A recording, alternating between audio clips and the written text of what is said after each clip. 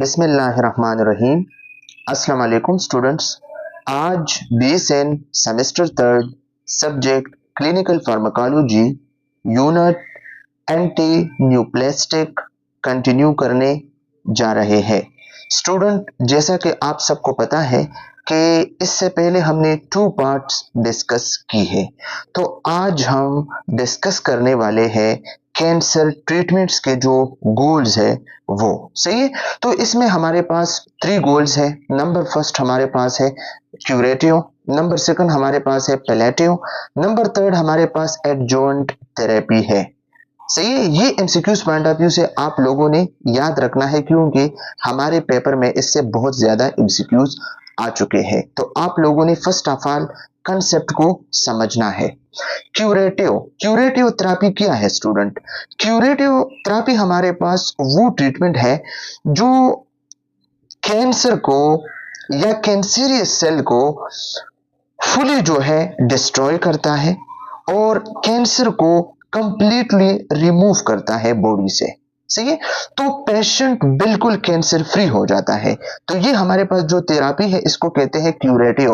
मतलब curative treatment हमारे पास वो ट्रीटमेंट है जिसके जरिए कैंसर बिल्कुल डिस्ट्रॉय होता है, बिल्कुल रिमूव होता है कंप्लीटली बॉडी से, तो पेशेंट कैंसर फ्री हो जाता है। इसका मेन गोल क्या है? ताकि डिजीज को ट्रीट किया जाए।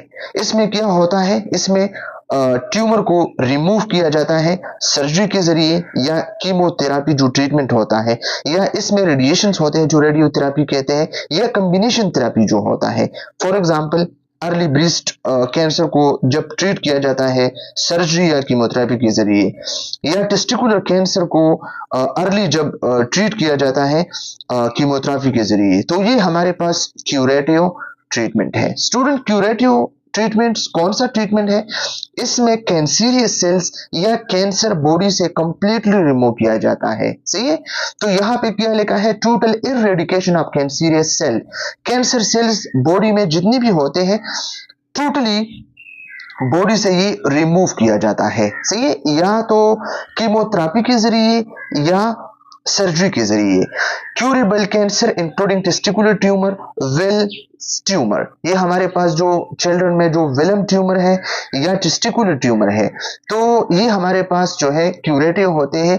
इसको जो हम थेरेपी देते हैं तो क्यूरेटिव होता है और वो बॉडी से बिल्कुल 100% जो है रिमूव हो जाता है। सही है, फिर हमारे पास है पैलेटिव। तो पैलेटिव का क्या मतलब है? पैलेटिव ट्रीटमेंट हमारे पास वो ट्रीटमेंट है जो कैंसर को क्यूर नहीं करता है। मतलब बॉडी में जो कैंसर है ना, तो कैंसर खत्म नहीं होता है, बट कैंसर के जो सिम्टम्स होते हैं ना, जो तकालीफ होते हैं, तो इसको हम रिड्यूस करते हैं, इसको हम कम करते हैं। मतलब हम कह सकते हैं कि ये कैंसर को क्योर नहीं करता, बल्कि कैंसर के जो सिम्टम्स होते हैं ना, तो इसको जो है क्या करता है, इसको रिड्यूस करता है। सही है, मतलब पेन को रिलीव करता है, सिम्टम्स को रिलीव करता है। इसके एग्जांपल क्या है? रेडियोथेरेपी है, जो बोन पेन होता है कैंसर में, मेटास्टेटिक कैंसर में, तो इसको रिड्यूस किया जाता है, या पेन को कंट्रोल किया जाता है, नाजिया को कंट्रोल किया जाता है ड्रग के जरिए। तो ये हमारे पास पैलेटिव कैंसर ट्रीटमेंट है। सही है, तो पैलेटिव क्या है? Elevation of symptoms. जो सिम्टम होते हैं ना, इसको हम एलिवेट करते हैं, इसको हम खत्म करते हैं या कम करते हैं। Avoidance of life threatening complication. जो लाइफ थ्रेटनिंग कॉम्प्लिकेशंस है, मेटास्टेसिस है, मतलब एक ऑर्गन से दूसरे ऑर्गन में कैंसर जो है स्प्रेड होता है, तो इसको हम स्टॉप नहीं कर सकते हैं। या बंदा जो है मर जाता है, या इसके बॉडी में जो चेंजेस आते हैं, तो इसको हम स्टॉप नहीं कर सकते हैं, बल्कि इसके जो सिम्टम्स है वो हम कम कर सकते हैं। Increase survival and improve quality of life. तो पैलेटिव ट्रीटमेंट के जरिए हम क्या कर सकते हैं? इंसान की जो सर्वाइव है, जिंदगी है, इसको हम अच्छे से जो है हैंडल करते हैं और क्वालिटी ऑफ लाइफ को हम इंप्रूव करते हैं। मतलब पेशेंट को कोई तकलीफ, कोई मसला ना हो। बाकी इसकी बॉडी में जो कैंसर है ना, तो वो रहेगा।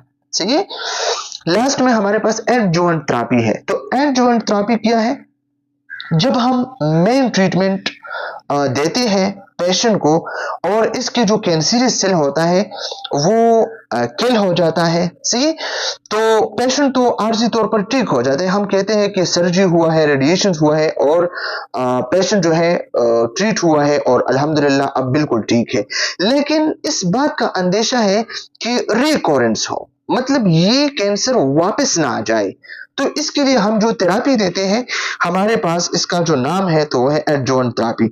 हम कह सकते हैं कि हम जब ट्रीटमेंट देते हैं कैंसर पेशेंट को, सही है, इसके न्यूप्लाज्म को, इसका जो ट्यूमर है इसका, और फिर इसके बाद जो हम इसका ट्रीटमेंट करते हैं कि कहीं ये कैंसर फिर से दोबारा ना जाए, तो ये हमारे पास एडजुवेंट थेरेपी है। तो ये क्या लिखा है, attempt to eradicate microscopic cancer after surgery. आपने सर्जरी किया लेकिन इस कैंसरियस सेल के जो जड़ है, सही, या इसका जो माइक्रोस्कोपिक पार्ट्स है, तो इसको भी हम क्या करते हैं, रिमूव करते हैं और इसको भी हम रेडिएशन के जरिए तबाह करते हैं।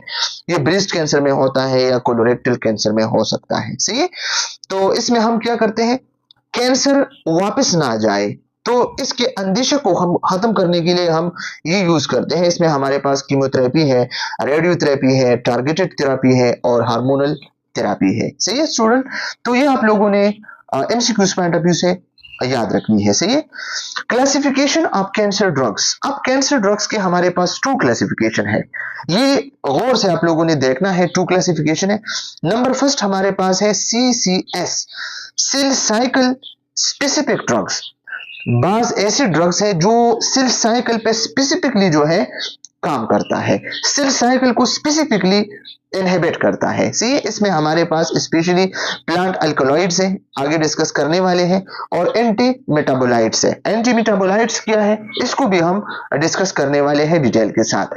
तो ये भी आप लोग एमसीक्यूज पॉइंट ऑफ व्यू से याद रखना कि सेल साइकिल स्पेसिफिक ड्रग कौन कौन से हैं, सही, और cell cycle non specific drugs, वो ड्रग्स जो सेल साइकिल पे जो है स्पेसिफिकली काम नहीं करता है, इसको स्पेसिफिकली इनहिबिट नहीं करता है। सही, तो इसमें क्या है, CCNS स्पेशली इसमें अल्काइलेटिंग एजेंट्स है और सम नेचुरल प्रोडक्ट्स है जो आगे हम डिटेल के साथ डिस्कस करने वाले हैं। Antineoplastic agents can also be organised according to their chemical class.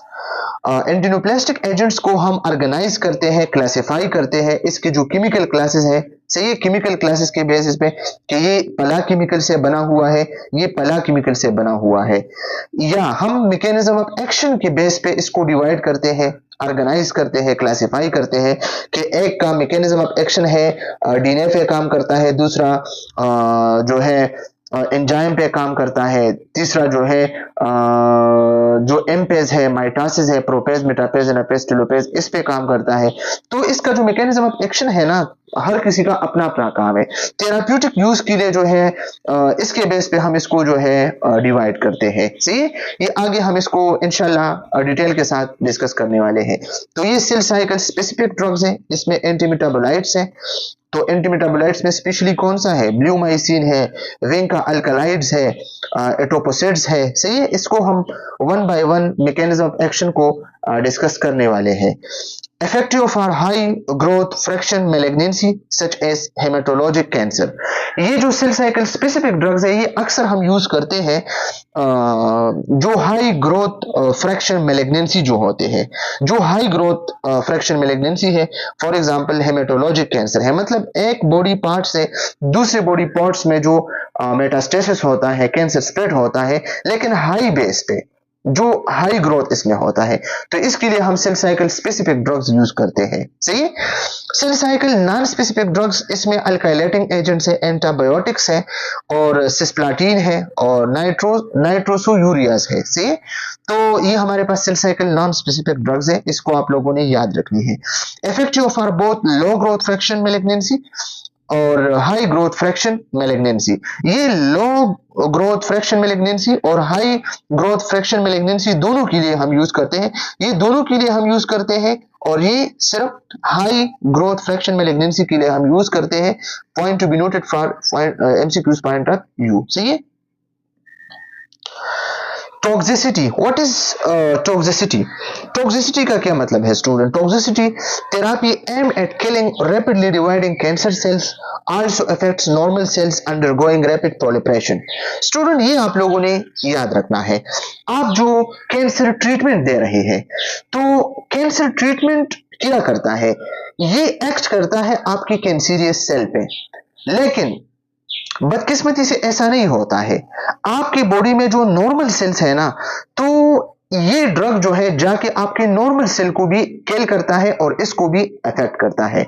For example हम मिसाल दे सकते हैं आपको कि सेल्स ऑफ बकल म्यूकोजा, आपका जो बकल म्यूकोजा है, ठीक है, तो इसको भी इफेक्ट करता है। आपका जो बोन मेरो है इसको भी इफेक्ट करता है, और जीआई म्यूकोजा जो है इसको भी इफेक्ट करता है, और आपके जो हेयर फॉलिकल्स है इसको भी इफेक्ट करता है। तो इस वजह से एलोपेशिया कास होता है, हेयर जो है रिमूव होता है, आपके स्टोमेटाइटिस हो सकता है, सही, जो माइलोसप्रेशन है, सही है, आपके अनीमिया, ये सब कुछ जो है हो सकते हैं, सही। तो ये इसका जो है एडवर्स इफेक्ट है और साइड इफेक्ट्स है। तो ये कहते हैं टॉक्सिसिटी, ये हमारे पास टॉक्सिसिटी है। जो खराब सेल्स है, कैंसरियस सेल्स है, इसके साथ साथ नॉर्मल सेल्स भी अफेक्ट होते जाते हैं टाइम के साथ साथ, सही। और ये कीमोथेरेपी की टॉक्सिक मैनिफेस्टेशन है जो आप लोगों को नजर आ सकते हैं, सही। आपने सुना होगा कि पलाको कैंसर है, ट्रीटमेंट स्टार्ट होने पे इसके जो बाल है वो गिर चुके हैं, सही। तो ये ड्रग इंड्यूस एलोपेशिया होता है, सही। कॉमन एडवर्स इफेक्ट्स, जो कॉमन एडवर्स इफेक्ट्स होते हैं एंटीन्यूप्लास्टिक ड्रग्स के, तो वो हम आज डिस्कस करने वाले हैं। Most chemotherapeutic agents have a narrow therapeutic index. Student ये जो कीमोथेरेप्यूटिक एजेंट्स है कैंसर के लिए, तो ज्यादातर इसका जो थेरेप्यूटिक इंडेक्स है तो वो नैरो होता है। स्टूडेंट ये बात आप लोगों ने याद रखनी है, what is the meaning of therapeutic index, फिर नैरो थेरेप्यूटिक इंडेक्स का क्या मतलब है, और फिर ब्रॉड थेरेप्यूटिक इंडेक्स का क्या मतलब है। तो ये हमने फार्मेको काइनेटिक्स और फार्मेकोडायनेमिक्स में डिस्कस की है, लेकिन चले फिर भी मैं इसको थोड़ा सा आप लोगों के साथ शेयर करता हूं ताकि आप लोगों को कोई मसला, कोई प्रॉब्लम ना हो, सही। आपको पता हो कि जितनी भी ड्रग्स है तो इसके 2 डोज होते हैं, सही। एक इफेक्टिव डोज है, सही, और एक हमारे पास टॉक्सिक डोज है। इफेक्टिव डोज क्या होता है? वो डोज जो आपको फायदा देता है, और टॉक्सिक डोज वो डोज जो आपको हार्म करता है, आपको खराब करता है, सही। तो नैरो थेरेप्यूटिक इंडेक्स में अगर हम देखें, इसको लो थेरेप्यूटिक इंडेक्स भी कहते हैं। अगर आप थोड़ा सा भी डोज में इंक्रीज लाए तो ये टॉक्सिसिटी काज करेगा। नैरो थेरेप्यूटिक इंडेक्स का क्या मतलब है? अगर आप ड्रग देने में थोड़ी सी भी इंक्रीज करोगे डोज में तो टॉक्सिसिटी काज होगी। अगर आप थोड़ी सी कमी करोगे तो आपका ड्रग काम ही नहीं करेगा। तो ये है हमारे पास नैरो थेरेप्यूटिक इंडेक्स, सही है। नैरो थेरेप्यूटिक इंडेक्स का क्या मतलब है? अगर आप थोड़ी सी भी डोज को इंक्रीज करें तो टॉक्सिसिटी काज करेगा, अगर आप थोड़ी सी भी डोज को कम करेंगे तो ये इफेक्ट नहीं करेगा, काम नहीं करेगा, सही है। और आपको वैसे भी पता है थेरेप्यूटिक इंडेक्स जो होता है इसका फार्मूला क्या है? TI is equal to TD divide by ED। TD mean toxic dose divide by effective dose. तो अगर नैरो थेरेप्यूटिक इंडेक्स है तो ये ड्रग ज्यादा डेंजरस होगा, अगर वाइड थेरेप्यूटिक इंडेक्स है तो ये ड्रग सेफ होगा, सही। तो ये कैंसरियस ड्रग क्यों डेंजरस है, एंटीन्यूप्लास्टिक ड्रग्स क्यों डेंजरस है? क्योंकि इसका नैरो थेरेप्यूटिक इंडेक्स है, सही है स्टूडेंट्स। तो सीवियर वोमिटिंग काज करता है, जिस तरह हमने डिस्कस किया कि ये हमारे कैंसरियस सेल्स के साथ जो है ये नॉर्मल सेल्स को भी इफेक्ट करता है, जैसा कि हमने कहा कि cells of the buccal mucosa, bone marrow, gastrointestinal mucosa, hair follicles, सही है। तो ये हमारे पास अगर इंटेस्टाइनल या गैस्ट्रोइंटेस्टाइनल म्यूकोजा इफेक्ट हुआ तो वोमिटिंग होगी ना, स्टोमेटाइटिस होगी ना, बोन मेरो सप्रेशन भी हो सकती है, एलोपेशिया भी हो सकता है, क्योंकि हमने डिस्कस किया कि जो हेयर फॉलिकल्स है वो इफेक्ट्स हो सकते हैं, सही है। Vomiting is often control by administration of एंटीएमेटिक्स। Vomiting भी हम कंट्रोल करते हैं, जो कैंसर वाला पेशेंट होता है हम एंटीएमेटिक को एडमिनिस्टर करते हैं साथ साथ, सही है। सम टॉक्सिसिटी सच एज माइलोसप्रेशन, बस टॉक्सिसिटी ऐसे भी होते हैं जो माइलोसप्रेशन है। तो माइलोसप्रेशन का क्या मतलब है? Myelosuppression mean decrease production of या low production of blood cells. Bone marrow में जो ब्लड सेल्स प्रोडक्शन होता है वो डिक्रीज होता है, तो आरबीसी कम प्रोड्यूस होगी, डब्ल्यूबीसी का प्रोडक्शन कम होगा, प्लेटलेट्स का प्रोडक्शन कम होगा, तो बंदे को अनीमिया होगा, ब्लीडिंग होगा, सही, और इन्फेक्शन ज्यादा होगी बंदे को। तो ये माइलोसप्रेशन है, सही। Are common to many chemotherapeutic agents, whereas other adverse reactions are confined to specific agents such as bladder toxicity. Bladder toxicity भी हो सकती है। साइक्लोफॉस्फेमेड, ये जो साइक्लोफॉस्फेमेड है ना, इसके लेने से ब्लैडर टॉक्सिसिटी हो सकती है। कार्डियोटॉक्सिसिटी भी हो सकती है, डॉक्सिरूबिसिन जो लेते हैं, और पल्मोनरी फिब्रोसिस भी हो सकता है ब्लूमाइसिन से। ये एमसीक्यूज पॉइंट ऑफ व्यू से याद रखना है, सही। The duration of the side effects varies widely, और हर ड्रग का अपना अपना अलग सा जो है साइड इफेक्ट्स है, सही। फॉर एग्जांपल अगर हम बात करें, एलोपेशिया ज्यादातर ट्रांजिट होता है। ट्रांजिट का मतलब है कि बंदे का हेयर जो है ये फॉल करता है, फिर जब आप थेरापी को या आप जब ट्रीटमेंट को स्टॉप करते हैं तो आपका बाल वापस शुरू होना स्टार्ट होता है, सही, शुरू हो जाता है, सही। हेयर फॉलिकल्स फिर जो है एक्टिव हो जाता है, तो ये एलोपेशिया ट्रांजिएंट है। बट जो कार्डियक पल्मोनरी और ब्लैडर टॉक्सिसिटी है ना, तो ये इरिवर्सिबल है। एक दफा जब ये कार्डियक इशू आ गया कैंसर ड्रग के जरिए या पल्मोनरी या ब्लैडर टॉक्सिसिटी, तो ये कभी ठीक नहीं हो सकता है फिर, सही है। इरिवर्सिबल नहीं है ये, रिवर्सिबल नहीं है, इरिवर्सिबल है, सही है। फिर हमारे पास general problems with anti cancer drugs. Anti cancer drugs के साथ साथ हमारा जो जनरल प्रॉब्लम्स होते हैं तो वो क्या होते हैं, ये ऑलरेडी हम डिस्कस कर चुके हैं कि इसका साइड इफेक्ट क्या है। एंटी कैंसर ड्रग्स के साइड इफेक्ट क्या है? ये जो हमारे पास कैंसरियस सेल्स है, जो एबनॉर्मल सेल्स है, अफेक्टेड सेल्स है, इसके साथ साथ ही नॉर्मल सेल्स को भी जो है क्या करते हैं, इसको भी अफेक्ट करते हैं। तो इसमें हमारे पास बोन मैरो टॉक्सिसिटी आ सकती है। बोन मैरो टॉक्सिसिटी का क्या मतलब है? माइलोसप्रेशन ना, आरबीसी प्रोडक्शन कम होगा तो एनीमिया का होगा, डब्ल्यूबीसी प्रोडक्शन कम होगा, इन्फेक्शन रिस्क हो सकता है। प्लेटलेट्स कम प्रोड्यूस होगा तो ब्लीडिंग काज हो सकती है, सही है। तो बोन मैरो टॉक्सिसिटी भी है, और साथ साथ हमारे पास impaired wound healing. Impaired wound healing का क्या मतलब है? आप सबको पता है, हम जब एंटी कैंसर ड्रग देते हैं तो इसका क्या मतलब है?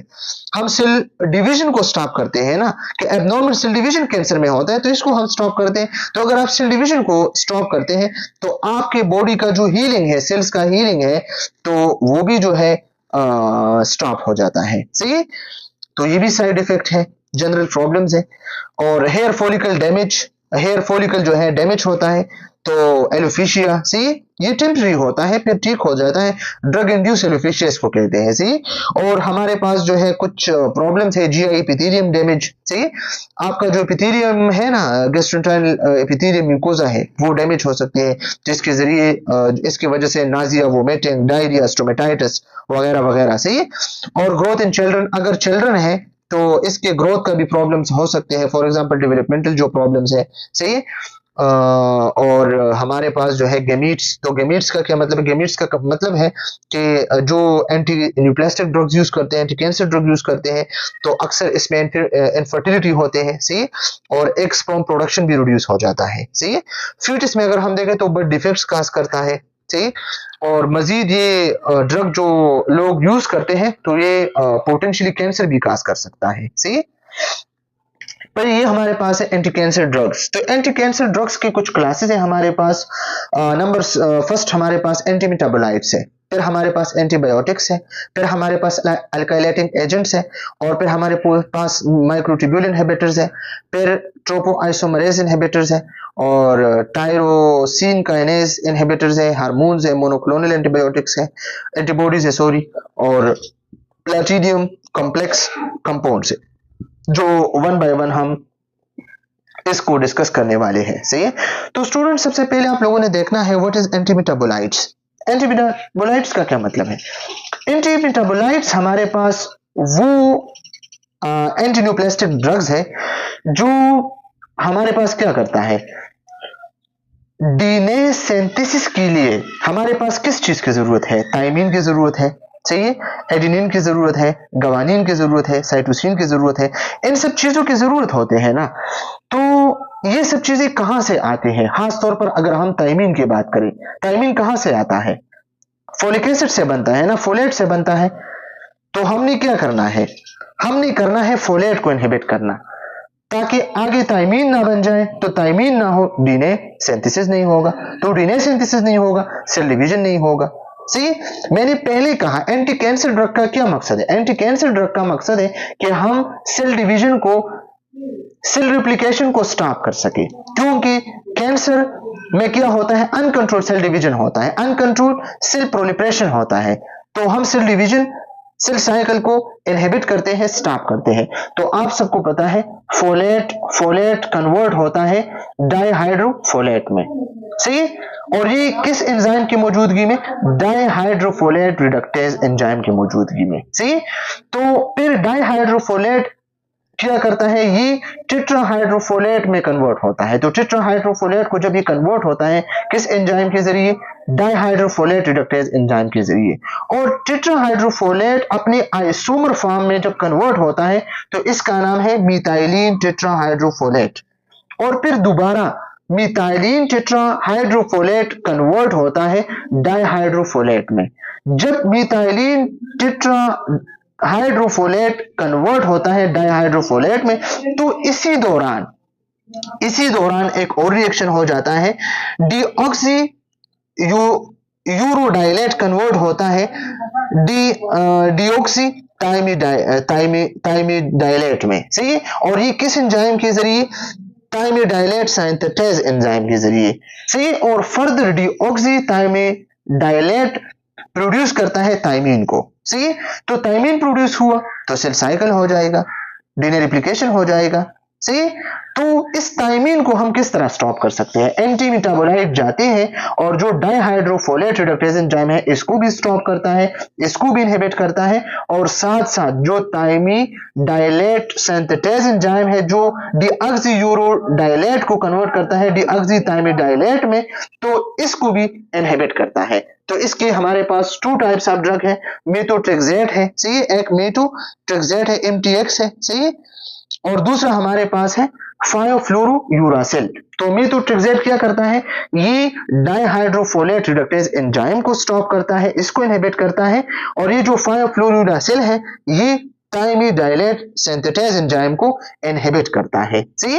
और इसके अलावा भी हमारे पास मेरकेप्टोप्यूरिन है, 6-थायोगोवानिन है जो प्यूरिन एनालॉग है और प्यूरिन एंटागोनिस्ट की तरह भी काम करता है। मतलब प्यूरिन होता है ना, प्यूरिन क्या होता है? प्यूरिन हमारे पास एडेनिन है, गवानिन है, तो इसको स्टॉप करता है, सी। इसको क्या करता है? इसको स्टॉप करता है लिंकिंग से। तो न्यू डीएनए, कंप्लीमेंट्री डीएनए नहीं बन सकता है, सही। तो ये हमारे पास है एंटी मेटाबोलाइट ड्रग्स। फिर हमारे पास है एंटीबायोटिक्स। कुछ हमारे पास एंटीबायोटिक्स है, सही। एंटीबायोटिक्स का मैकेनिज्म ऑफ एक्शन क्या है स्टूडेंट? आप लोगों ने याद रखना है। एंटीबायोटिक्स का सही नाम है हमारे पास एंटी ट्यूमर एंटीबायोटिक्स। इसका मैकेनिज्म ऑफ एक्शन बिल्कुल अनक्लियर है स्टूडेंट। इसमें 2 ड्रग्स है, डॉक्सोरिबोसिन है, डोनोरोबिसिन है, सी। ये मल्टीपल मैकेनिज्म पे काम करता है। कहीं कहते हैं कि टोपोआइसोमरेज इनहिबिशन करता है, कहीं कहा जाता है कि हेलिकेज एंजाइम को इनहिबिट करता है, सी। कहीं कहते हैं कि फ्री रेडिकल फॉर्मेशन करता है, खासतौर पे ब्लूमाइसिन जो है ये म्यूटल चेलेटिंग भी करता है, सी। तो इसको भी हम डिस्कस करते हैं।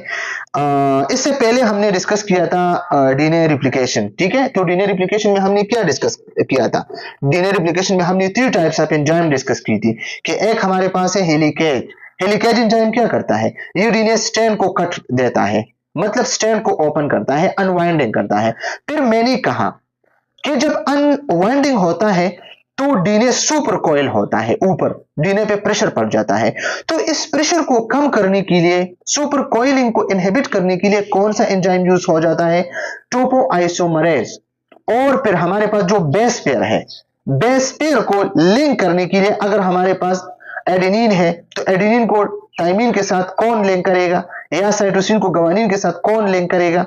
ये हमारे पास एक एंजाइम है डीएनए पॉलीमरेज जो बेस पेयरिंग करता है, सही है।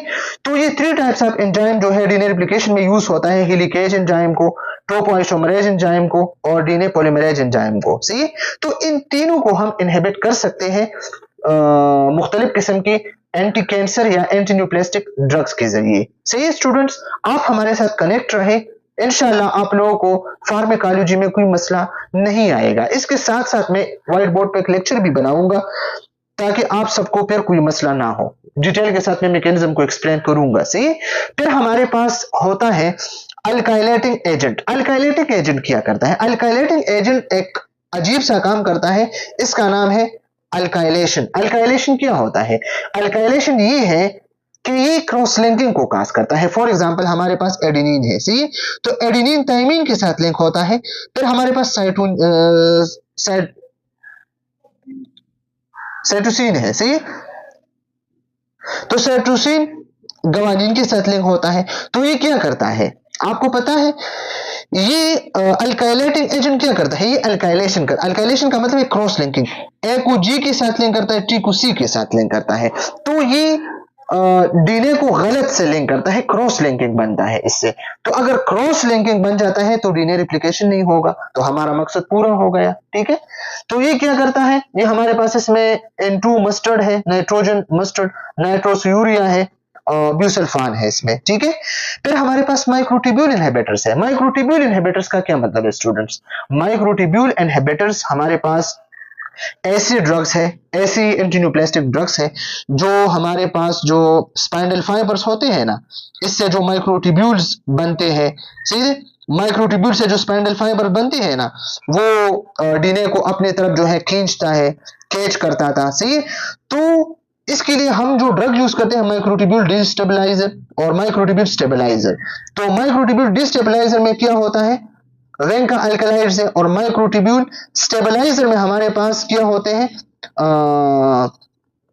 पेसिलोटेक्सेल है, सही है। तो फिर इसके बाद टोपोआइसोमरेज इनहिबिटर्स है। टोपोआइसोमरेज इनहिबिटर का क्या मतलब है स्टूडेंट? मैंने कहा कि जब डीएनए अनकॉइल हो जाता है रिप्लिकेशन के दौरान, सही है, तो जो सुपर कॉइलिंग है कौन खत्म करता है? Topoisomerase enzyme. तो टोपोआइसोमरेज एंजाइम जब सुपर कॉइलिंग को खत्म करता है तो डीएनए रिप्लिकेशन हो जाता है। तो अगर हम टोपोआइसोमरेज इनहिबिशन करें, टोपोआइसोमरेज को हम इनहिबिट करें, तो डीएनए में ज्यादा सुपर कॉइलिंग होगा। तो जब ज्यादा सुपर कॉइलिंग होगा तो डीएनए रिप्लिकेशन नहीं होगा, सही है, और हमारा मकसद पूरा हो गया। तो इसमें हमारे पास टोपोआइसोमरेज 1 भी है, टोपोआइसोमरेज 2 भी है। टोपोआइसोमरेज 1 एक स्ट्रैंड को कट करता है, टोपोआइसोमरेज 2 दोनों स्ट्रैंड को कट करता है, सही। तो टोपोआइसोमरेज 1 में हमारे पास जो होता है टोपोआइसोमरेज 1 इनहिबिटर है, तो इसमें हमारे पास कैम्पोथिसिनिन है और आयरोथिसिन है और हमारे पास टेपोटिकेन है, सही है। और जो टोपोआइसोमरेज 2 है तो एटोपोसाइड्स है, सही है। इसको हम डिस्कस करते हैं आगे लेक्चर्स में डिटेल के साथ, क्योंकि स्लाइड्स में ये डिस्कस हुआ है, सही है। फिर इसके बाद हमारे पास टायरोसिन काइनेज इनहिबिटर्स हैं, सही है। तो हमारे पास जो ये टायरोसिन काइनेज इनहिबिटर है, तो इसको भी आप लोगों ने जो है देखना है कि ये क्या करता है, सही है। इसका भी हमारे पास जो मैकेनिज्म है ना, ये बहुत ज्यादा जो है जरूरी भी है और इंपॉर्टेंट भी है, सही है। और फिर इसके बाद हमारे पास जो होता है तो हार्मोन्स है, कुछ हार्मोन्स भी यूज हो सकते हैं, सही है। मोनोक्लोनल एंटीबॉडीज है, वो भी यूज हो सकते हैं, और प्लैटिनम कॉम्प्लेक्स कंपाउंड्स आगे डिस्कस करने वाले हैं। तो सबसे पहले जो हमने डिटेल के साथ डिस्कस किया, लेकिन फिर हम डिस्कस करते हैं एंटी मेटाबोलाइट्स। एंटी मेटाबोलाइट्स का मैंने क्या कहा कि ये कौन कौन सी 2 एंजाइम पे काम करता है? डाइहाइड्रोफोलेट रिडक्टेज एंजाइम पे काम करता है, इसको इनहिबिट करता है, और थायमिडाइलेट सिंथेटेज एंजाइम को इनहिबिट करता है, सही है, ताकि थायमीन प्रोडक्शन ना हो फोलेट से और आगे डीएनए रिप्लिकेशन नहीं हो। सही है। तो anti metabolites are structurally related to normal compounds that exist within the cells. Anti metabolite हमारे पास स्ट्रक्चरली बिल्कुल रिलेटेड है जो नॉर्मल कंपाउंड्स होते हैं सेल के अंदर। सही है। They generally interfere with the availability of normal purine और pyrimidine nucleotide precursor either by inhibiting their synthesis or by competing with them in DNA और RNA synthesis। जैसा कि आप सबको पता है। सी देयर मैक्सिमल साइटोटॉक्सिक इफेक्ट्स और इन इस फेस पे ये ज्यादा जो है एक्ट करता है। इस फेस पे क्यों एक्ट करता है, मैंने डिस्कस किया ना कि फोलेट से थायमीन बन जाता है, इसमें 2 एंजाइम इन्वॉल्व है, डाइहाइड्रोफोलेट रिडक्टेज एंड थायमिडाइलेट सिंथेटेज। तो इन दोनों को इनहिबिट करता है। सी ताकि डीएनए रिप्लिकेशन ना हो इस फेज में। सही। मेथोट्रेक्सेट MTX ये हमारे पास ड्रग है MTX मेथोट्रेक्सेट। इसमें इसके अलावा हमारे पास पिमेट्रेक्सेट है और प्रेलाट्रेक्सेट है। सही। ये एंटीफोलेट एजेंट है। एंटीफोलेट एजेंट मतलब जो फोलेट है ना, तो फोलेट के ये खिलाफ काम करता है। मतलब जो फोलेट है, फोलेट से थायमीन बन जाता है तो ये फोलेट को स्टॉप करता है। तो फोलेट में जो एंजाइम है हाइड्रोफोलेट रिडक्टेज, डाइहाइड्रोफोलेट रिडक्टेज, तो इसको अगर ये इनहिबिट करे तो आगे थायमीन प्रोड्यूस नहीं होगा। See classification of anti metabolites. Anti metabolites की जो क्लासिफिकेशन है हमारे पास, तो इसमें 3 क्लासेस है। फोलिक एसिड एंटागोनिस्ट जो फोलिक एसिड प्रोडक्शन को स्टॉप करता है, फोलिक एसिड से मजीद जो थायमीन बन जाता है तो इसको इनहिबिट करता है। प्यूरिन एंटागोनिस्ट है। सही है। जो एडेनिन गवानिन है इसके लिए 6 मेरकेप्टोप्यूरिन है। और पैरामिडीन एनालॉग एंटागोनिस्ट है जो हम कह सकते हैं कि जो थायमीन बन जाता है। थायमीन क्या है, थायमीन यूरासिल हमारे पास क्या है, ये हमारे पास पायरिडीन है ना, पायरिमिडीन, तो ये इसको जो है इनहिबिट करता है। सही है। तो ये आप लोगों ने एमसीक्यूज पॉइंट ऑफ व्यू से याद रखना। मैकेनिज्म ऑफ एक्शन क्या है मेथोट्रेक्सेट की। MTX structurally related to folic acid. MTX बिल्कुल स्ट्रक्चरली सेम है फोलिक एसिड की तरह, फोलेट की तरह, and act as an antagonist of the vitamin by inhibiting dihydrofolate reductase DHFR। जैसा कि मैंने डिस्कस किया, ये डाइहाइड्रोफोलेट रिडक्टेज एंजाइम को इनहिबिट करता है ताकि फोलिक एसिड से मजीद थायमीन ना बन जाए। The enzyme that convert folic acid to its active, ये फोलिक एसिड को एक्टिव फॉर्म में कन्वर्ट करता है, कोएंजाइम फॉर्म या कोएंजाइम फॉर्म में या टेट्राहाइड्रोफोलेट एसिड FH4 में। सही। Required for thymidine and purine synthesis. तो मजीद टेट्राहाइड्रोफोलेट एसिड से थायमिडीन या प्यूरिन सिंथेसिस हो जाता है। तो MTX क्या करता है, इस फेज पे जो है एक्ट करता है। इस फेज में जो सेल रिप्लिकेशन है, डीएनए रिप्लिकेशन, इसको स्टॉप करता है। सही। पिमेट्रेक्सेट क्या करता है, पिमेट्रेक्सेट एंड एंटी मेटाबोलाइट्स बिल्कुल सिमिलर है मेथोट्रेक्सेट की तरह, इसका मैकेनिज्म ऑफ एक्शन है, बल्कि इसमें एक और खासियत है। In addition to inhibiting DHFR तो ये भी इनहिबिट करता है, इस एंजाइम को ये भी इनहिबिट करता है जिस तरह MTX करता है, लेकिन इसमें एक और काम है कि इट्स आल्सो इनहिबिट थायमिडाइलेट सिंथेसिस। ये थायमिडाइलेट सिंथेज एंजाइम को भी क्या करता है, इनहिबिट करता है ताकि थायमीन प्रोडक्शन ना हो। सही है। And other enzyme involve in folate metabolism and DNA synthesis. और मजीद जितनी भी एंजाइम है तो इसको स्टॉप करना किसका काम है, फिमेट्रेक्सेट का। तो फिमेट्रेक्सेट फिर मेथोट्रेक्सेट से एक अच्छा ड्रग है। सही है। फिर प्रेलाट्रेक्सेट है, ये एक न्यूर एंटी मेटाबोलाइट से न्यू है। ये आल्सो जो है ये DHFR को जो है इनहिबिट करता है, जिस तरह मेथोट्रेक्सेट इसको जो है इनहिबिट करता है। सही। फिर इसके कुछ थेराप्यूटिक यूजेस हैं, ये कब हम यूज कर सकते हैं। तो MTX methotrexate usually in combination with other drugs is effective against acute lymphocytic leukaemia. तो ये हम एक्यूट लिम्फोसाइटिक ल्यूकेमिया में यूज करते हैं, और इसके साथ साथ हम और ड्रग्स भी यूज कर सकते हैं। सही है। और ये क्या होता है, एक्यूट लिम्फोसाइटिक ल्यूकेमिया क्या है, a fast and growing cancer of the blood and bone marrow और ब्लड का फास्ट ग्रोइंग कैंसर होता है। सही है। फिर हमारे पास ब्यूरेट लिम्फोमा, चिल्ड्रन में जो ब्यूरकेट लिम्फोमा है, इसमें यूज हो सकता है। सी ये क्या होता है, बी लिम्फोसाइट्स का जो रैपिड ग्रोथ होता है। सही, और ब्रेस्ट कैंसर में यूज हो सकता है, ब्लैडर कैंसर में और नेक कार्सिनोमा में। सही स्टूडेंट, ये दो तीन बातें आप लोगों ने याद रखनी है। कार्सिनोमा टर्मिनोलॉजी हम कब यूज करते हैं? प्रोलिफरेशन एपिथेलियल सेल, जब अपर लेयर में जो है कोई एपिथेलियल टिश्यू में प्रोलिफरेशन हो, अनकंट्रोल्ड डिवीजन को कार्सिनोमा कहते हैं। सार्कोमा कनेक्टिव टिश्यू का, जो बोन वगैरह का कैंसर होता है, प्रोलिफरेशन होता है। Lymphoma immune cells T and B lymphocytes में जब होता है। ये टर्मिनोलॉजी आप लोगों ने याद रखनी है। सही है स्टूडेंट्स। तो हेड एंड नेक कार्सिनोमा, तो ये इसमें जो है यूज हो सकता है। सही, ये वाला ड्रग एमटीएक्स। और पेमेट्रक्सिट्स, ये प्राइमरी यूज होता है non small cell lung cancer, ये लंग कैंसर के लिए हम यूज करता है। और प्रेलाट्रेक्सेट है, ये रिफ्रैक्टरी टी सेल लिम्फोमा में ज्यादातर यूज होता है। ये टी सेल लिम्फोमा का एक टाइप है जो स्टैंडर्ड ट्रीटमेंट या जो स्टैंडर्ड ट्रीटमेंट आप दें और फिर भी ये जो है ठीक नहीं हो जाएगा। सही है, तो इसको रिफ्रैक्टरी कहते हैं। मतलब आप ट्रीटमेंट करें लेकिन फिर भी ये ठीक नहीं होता है, तो फिर आप लोगों ने प्रेलाट्रेक्सेट को यूज करना है। ठीक है, इसको भी यूज किया, इसको भी यूज किया, ठीक नहीं हुआ, तो फिर आप लोगों ने इसको यूज करना है कि एक दफा तो आपने इसका ट्रीटमेंट किया लेकिन फिर भी ये ठीक नहीं हो। फिर हमारे पास इसका कुछ एडवर्स इफेक्ट्स है। सही है, MTX इज माइलोसप्रेसियो। सही है, ये माइलोसप्रेसियो है। माइलोसप्रेसियो का क्या मतलब है? माइलोसप्रेसियो का मतलब है कि ये जो इसका बोन मेरो है ना, ये प्रोड्यूस नहीं करता है, जो नॉर्मल सेल्स होते हैं इसको प्रोड्यूस नहीं करते, आरबीसी डब्ल्यूबीसी प्लेटलेट्स को नहीं प्रोड्यूस करते। ठीक, प्रोड्यूसिंग सीवियर ल्यूकोपीनिया। तो सीवियर ल्यूकोपीनिया क्या होता है? डब्ल्यूबीसी को जब कम होता है 1000 से कम। सही, 1000 से जब कम होता है तो इसको सीवियर ल्यूकोपीनिया कहते हैं। ठीक है, और साथ में थ्रोम्बोसाइटोपिनिया। तो थ्रोम्बोसाइटोपिनिया क्या होता है स्टूडेंट?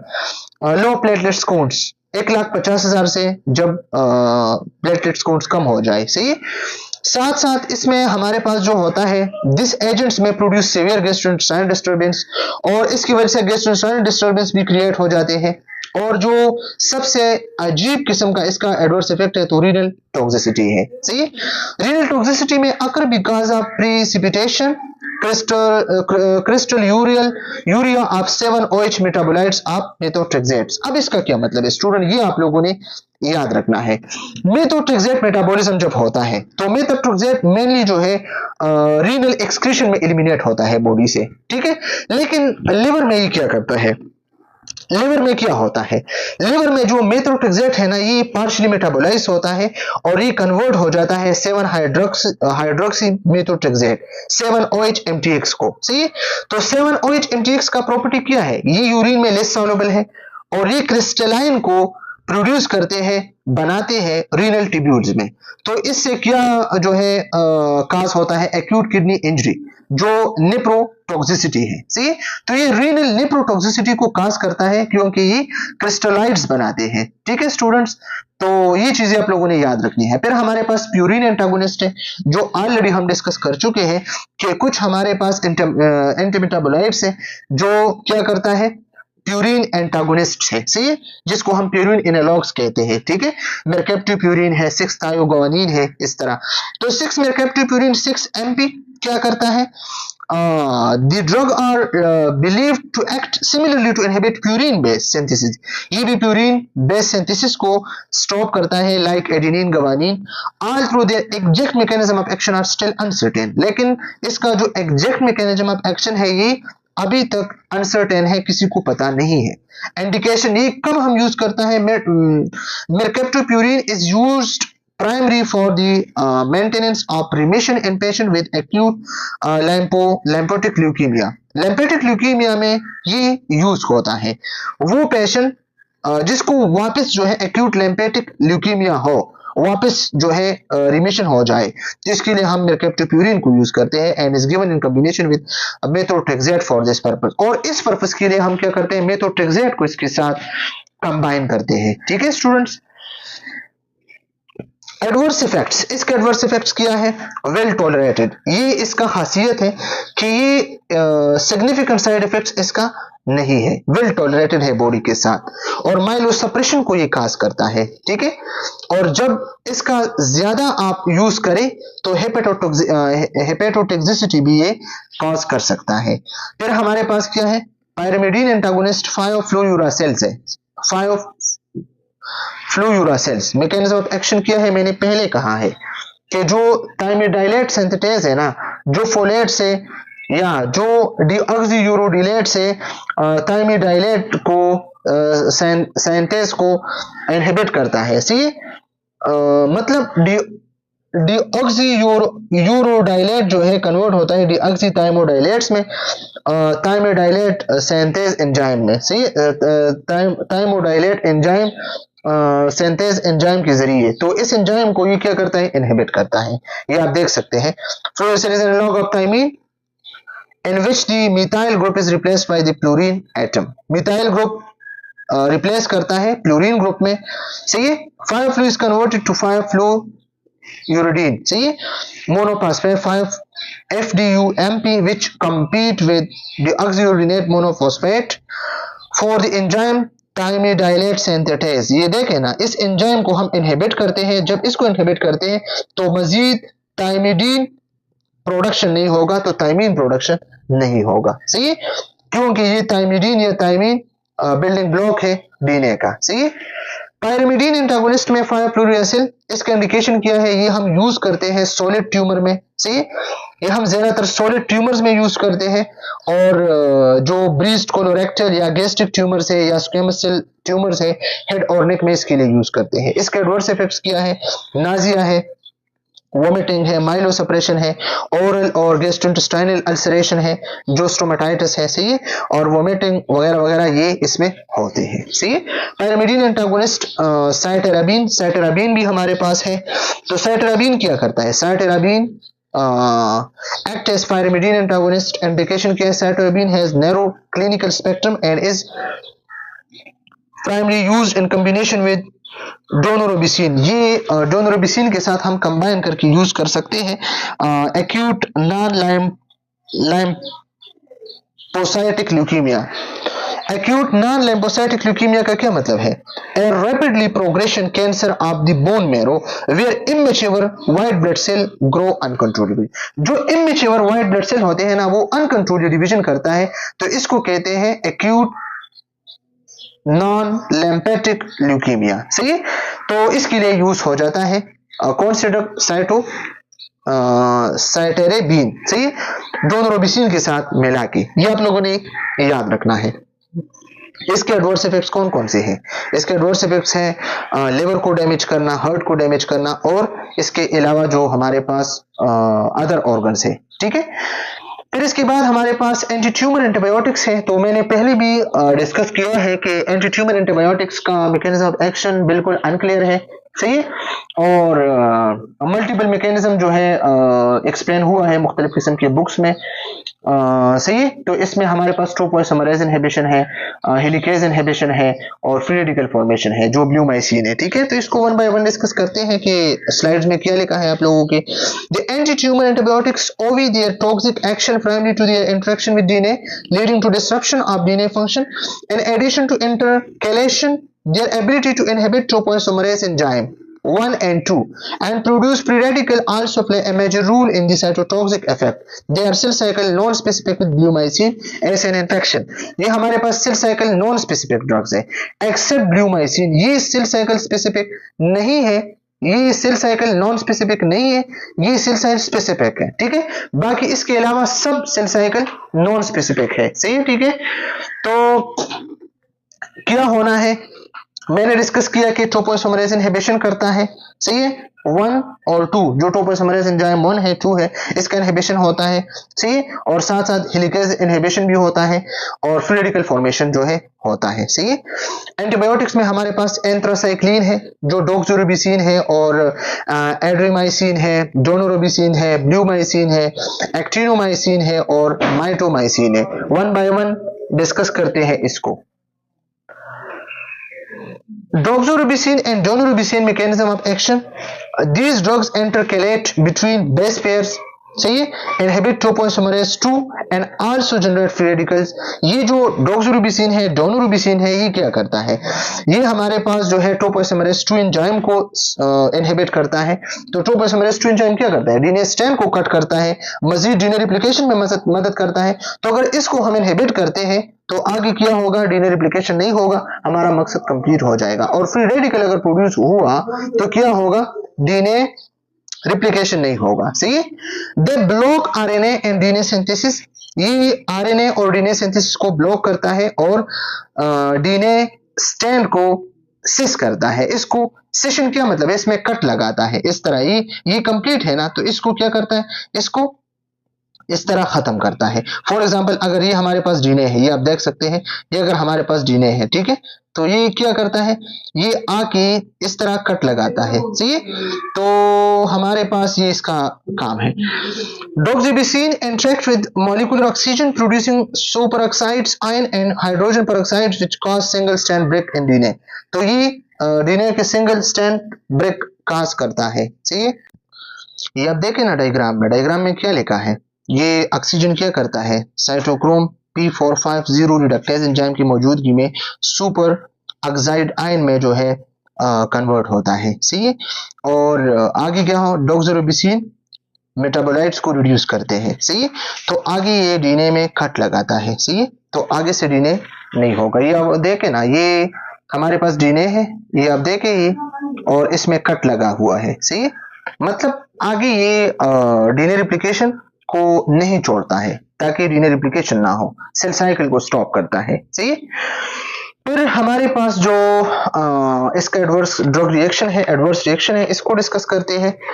कार्डियक टॉक्सिसिटी को काज करता है ये एंटीबायोटिक्स, डॉक्सोरुबिसिन और डोनोरुबिसिन क्यों काज करता है, फ्री रेडिकल जो जनरेशन होता है. सही है. इसके जरिए एक्यूट फॉर्म में अरेथमियाज, चाहिए, एसीजी चेंजेस, जो हमारे पास PQR कॉम्प्लेक्स होता है, ठीक है, ये चेंज हो जाता है.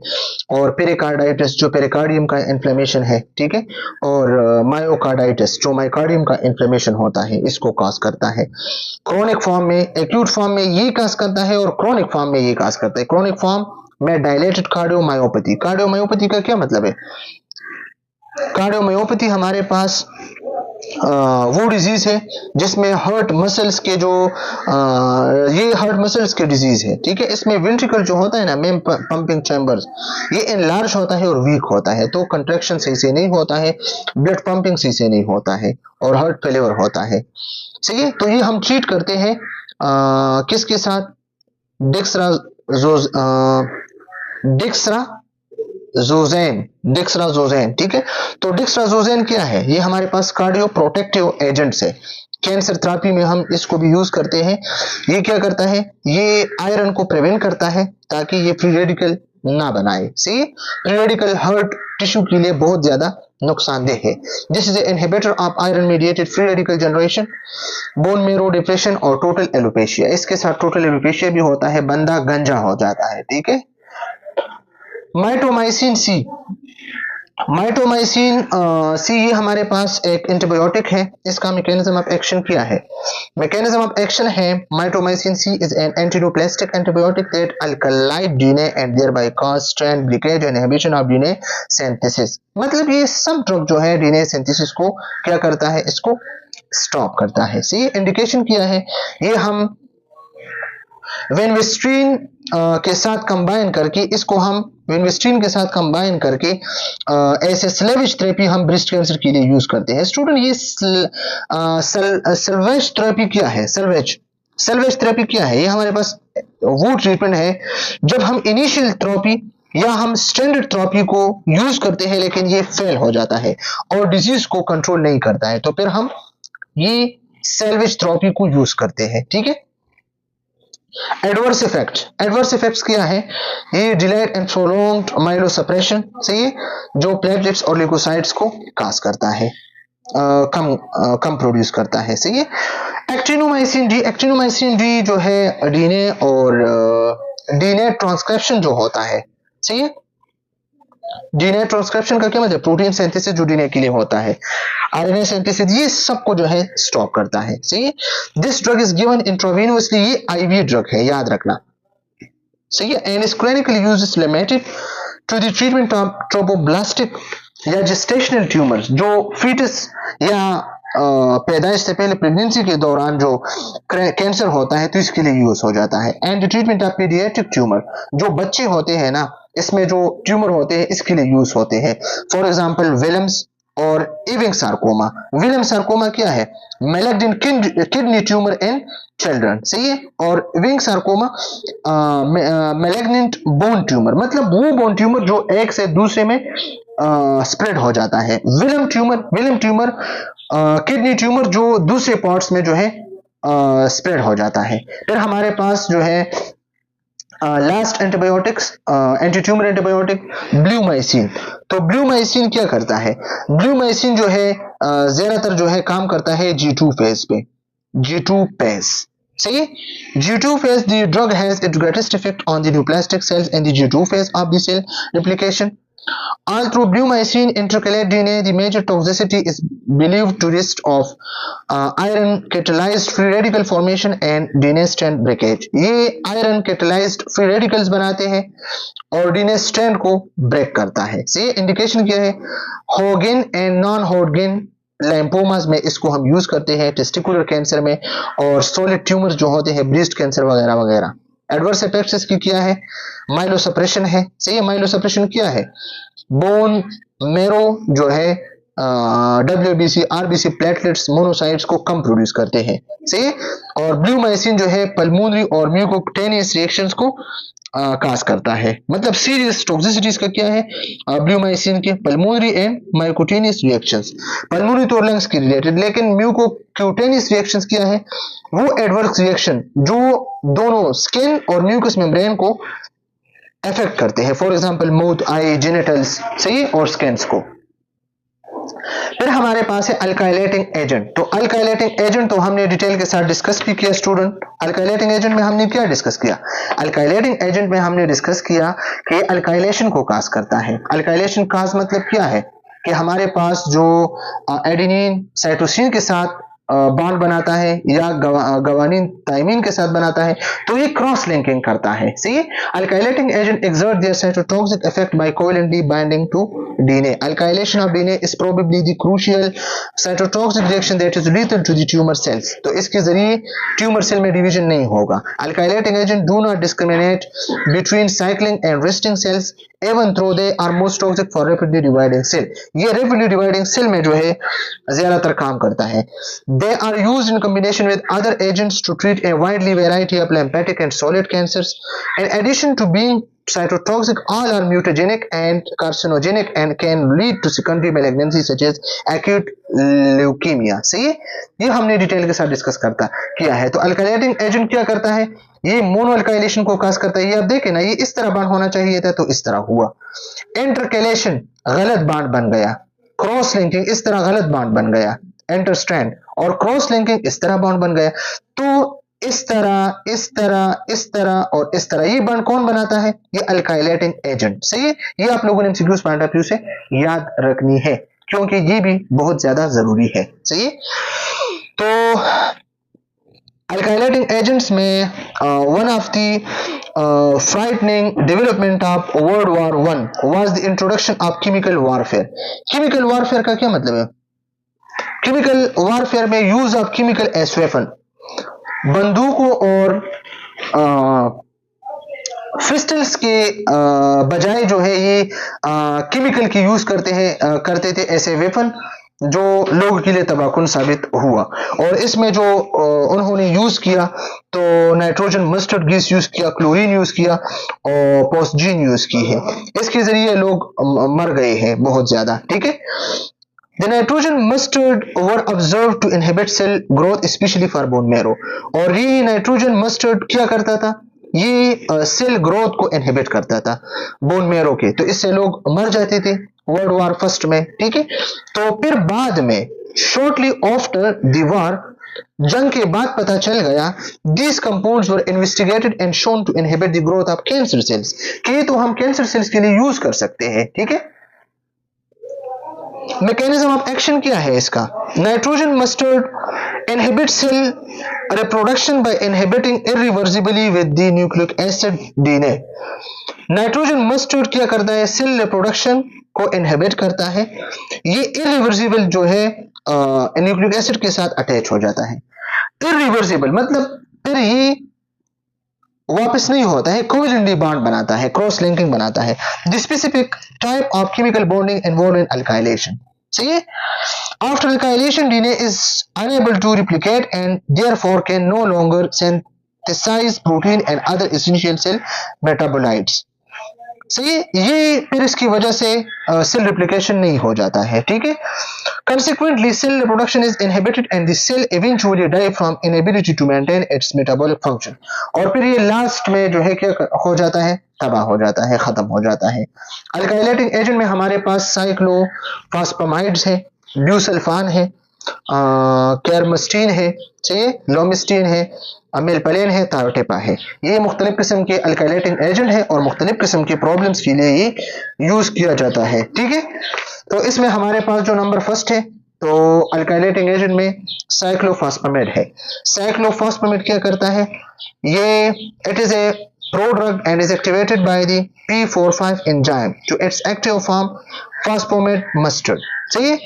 ये P450 एंजाइम पे काम करता है, इसको एक्टिवेट करता है। The active drug alkylates nucleophilic groups on DNA bases particularly at the N nitrogen 7 position of guanine. Nitrogen 7 guanine position पे ये जो है एक्ट करता है। सही है। ये एमसीक्यूज पॉइंट ऑफ व्यू से आप लोगों ने जहन नशीन करना है। सही है।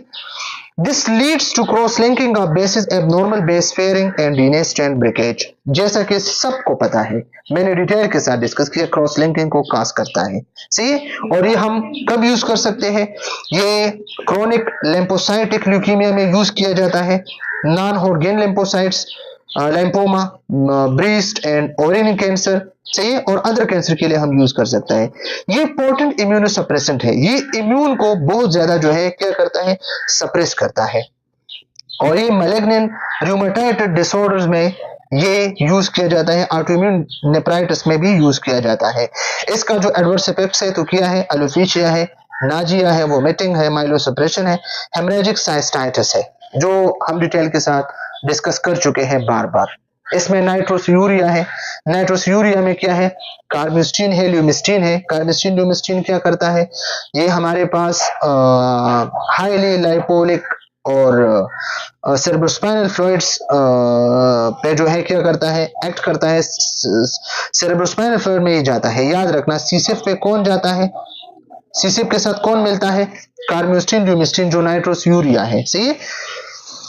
और about 30% of plasma concentration. Mechanism of action क्या है?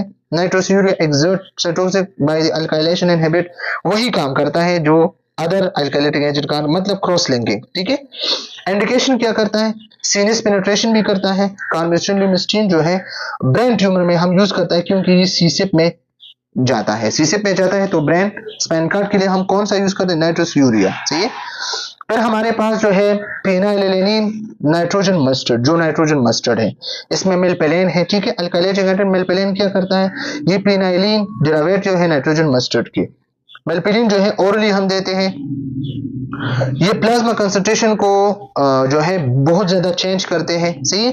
मेलपेलिन प्राइमरी यूज करते हैं मल्टीपल माइलोमा में, जो बॉडी में ज्यादा माइलोमा होते हैं, मल्टीपल हर जगह पे, ब्रेस्ट कैंसर और ओवेरियन कैंसर पे। फिर ये डॉक्टर डायग्नोस करता है और ट्रीट करता है। सही।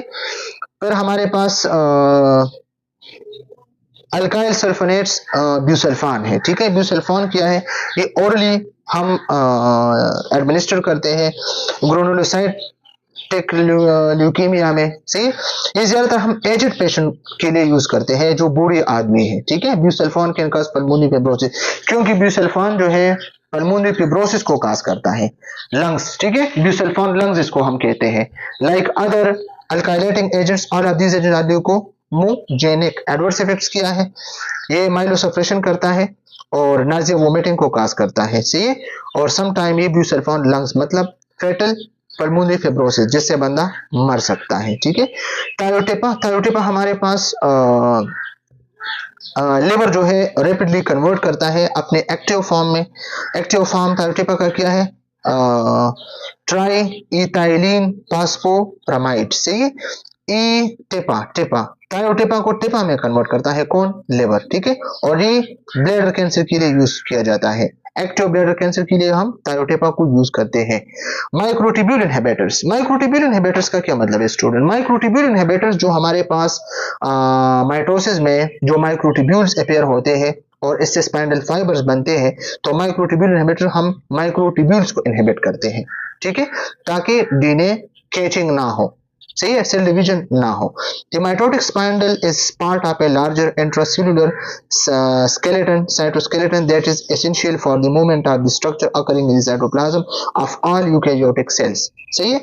The mitotic spindle consists of chromatin plus a system of microtubule composition of the protein tubulin.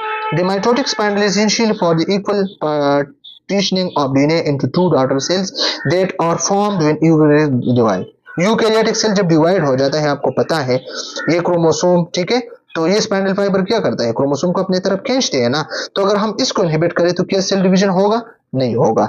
Several plants derivatives substance used as anti-cancer drugs disrupt this process by affecting the endothelium between the polymerized and depolymerized form of the microtubules.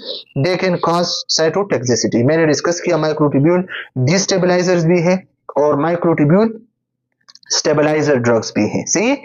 तो ये मुख्तलिफ किस्म के drugs use किया जाता है। इसमें हमारे पास जो विनक अल्कलाइड्स है, तो ये हमारे पास माइक्रोट्यूब्यूल डिस्टेबलाइजर है जो माइक्रोट्यूब्यूल को डिस्टेबलाइज करता है, ठीक है। The cellular mechanism of action of vinca alkaloids is the prevention of microtubule assembly causing cell arrest in the late G2 phase, ठीक है। ये आप देख सकते हैं, ये क्या करता है, G2 फेज पे एक्ट करके और सेल माइटोसिस में एक्ट करके ये क्या करता है, ये इसको डिस्टेबलाइज करता है, सही है। और फिर अगर हम देखें इसको तो विनब्लास्टीन, विनक्रास्टीन, विनडेसिन एंड विनरोलिबिन ये अल्कलाइड जो है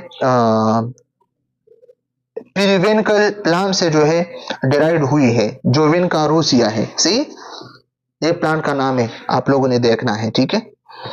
और ये आप देख सकते हैं ना, ये क्या है, ये माइक्रोट्यूब्यूल है, इससे जो ट्यूबुलिन बनते हैं और ये स्पाइंडल वगैरह वगैरह ये सब कुछ करता है, ठीक है। तो अगर ये इस तरह नहीं होता है तो ये सेल डिवीजन नहीं होगा, इस तरह ये सेल डिवीजन होता है ना, और ये नहीं हुआ, ठीक है। विनक अल्कलाइड्स इंडिकेशन किया है, ये हम विनब्लास्टीन कॉम्बिनेशन करते हैं इसका ब्लूमाइसिन के साथ, सिस्प्लाटिन के साथ, और ये मेटास्टेटिक टेस्टिकुलर ट्यूमर के लिए यूज किया जाता है, ठीक है। विनक्रास्टीन जो है प्रेडनिसोन के साथ मिलके ये चाइल्डहुड ल्यूकीमिया में काम करता है। और विनरोलिबिन जो है non small cell lungs cancer को और ब्रेस्ट कैंसर को ट्रीट करता है। इसका एडवर्स ड्रग रिएक्शन किया है, सिवियर न्यूरोटॉक्सिसिटी को काज करता है, ठीक है। पैरेस्थीसिया जो नमनेस होता है, ठीक है, और लॉस ऑफ रिफ्लेक्सेस मतलब रिफ्लेक्सेस लॉस हो जाते हैं, फुट ड्रॉप होता है, अटैक्सिया मतलब मूवमेंट सही से नहीं होता है। माइक्रोट्यूब्यूल इनहिबिटर्स फेस फैक्लिटेक्सेल्स और डोसीटेक्सेल्स टेक्सेंस जो होते हैं, तो ये टेक्सेंस कौन से हैं, माइक्रोट्यूब्यूल इनहिबिटर्स है, जो ऑलरेडी हमने डिस्कस किया है। क्या करता है, माइटोटिक स्पाइंडल फाइबर के असेंबली को क्या करता है, खराब करता है, सही है। मैकेनिज्म ऑफ एक्शन इसका क्या है, एम पेज जो माइटोसिस पेज है इसमें काम करता है, सही है। विनका अल्कलाइड्स ये पॉलीमराइजेशन करता है, सही है। पॉलीमराइज जो है इसके डीअसेंबली काज करता है, सही है। और इस तरह जो है थेराप्यूटिक यूज डोसीटेक्सेल पैराटेक्सेल्स ये मेटास्टेटिक ओवेरियन कैंसर के लिए यूज हो जाता है, ब्रेस्ट कैंसर, लंग्स और हेड नेक कैंसर इसके लिए। न्यूरोपीनिया और पेरिफेरल न्यूरोपैथी और न्यूट्रोपीनिया, न्यूट्रोपीनिया का क्या मतलब, abnormal low level of neutrophil in blood, सही है। न्यूट्रोपिल जो है ब्लड में कम हो जाता है, सही है।